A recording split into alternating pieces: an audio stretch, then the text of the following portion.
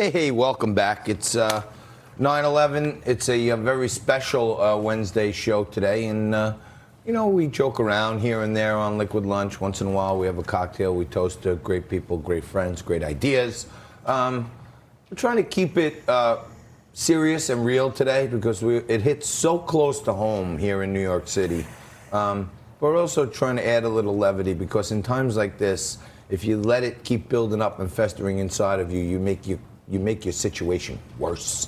And when you want your situation to get better mentally, emotionally, intellectually, you bring in the one and only Dr. Judy Kuriansky, who joins us again. Thank you. Doc, it's 9/11, and it means so much to so many people in so many different ways. I know it means to everyone in America it was a time when we really had to take stake of what's happening and say we got to come together again. But I know you had some very personal, unique experiences on 9/11 and following that.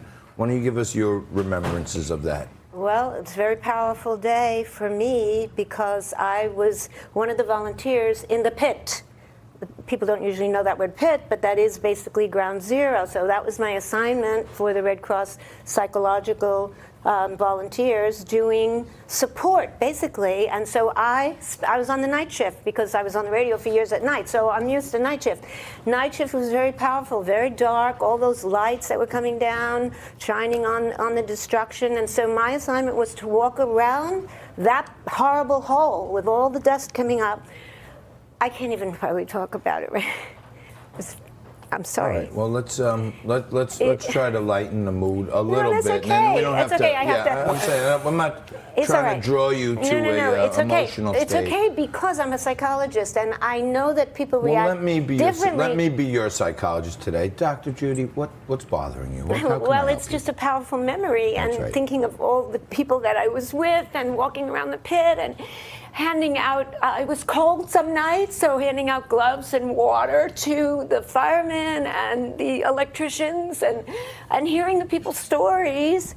I remember, one electrician, I had to get in his cart, and we were driving, and he said, I can't, it's so hard for me to drive on here because I've been driving over bones.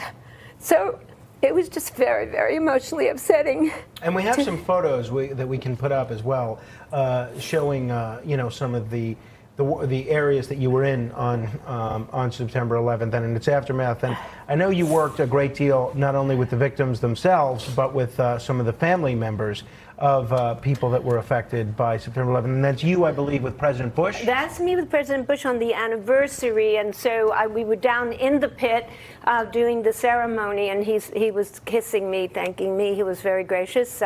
Colin Powell was also there. And of course, many of the families were there. And that was a very powerful moment. You see Colin Powell right there.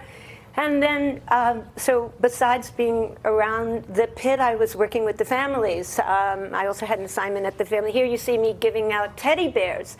So, of course, the children of those who perished, teddy bears are a big thing. Everybody uses them all over the world even. And so we handed out teddy bears.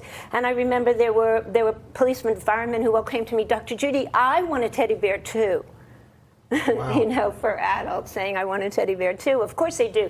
And this picture you see is of the way the families came and with the pictures of their lost ones because they were actually looking, to recover their loved ones. And so everybody had photographs that they were carrying, around asking for it. So, and one of the most moving audio tributes that I've ever heard is a song that you wrote about September 11th, which I think is available on your website. Can people get it on your website? Yes, it is on my website, and you can Google my name, YouTube, and Towers of Light. Towers of Light is called, and it's about the survivors and honoring. It goes, Towers of Light, shine in the night. The Towers of Light, because when the towers came down on the anniversary, the two beams would come up, and so the song, goes. Could you give us a little bit of it? Take it out. Take us out of the segment. Give us a little a cappella version to end the segment with the Towers of Light.